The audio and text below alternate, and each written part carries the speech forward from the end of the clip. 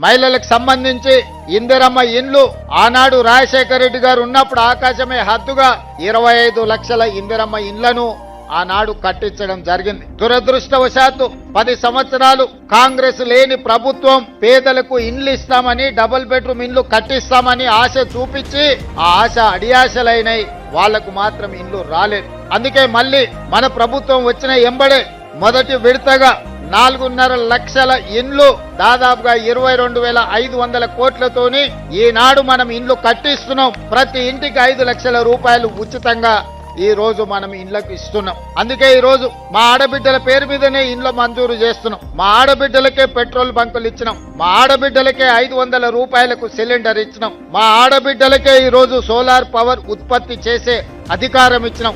ఆడబిడ్డలకు ఆర్టీసీ బస్సులో ఉచిత ప్రయాణమే కాదు, బస్సులకు యజమానులను చేసినాం.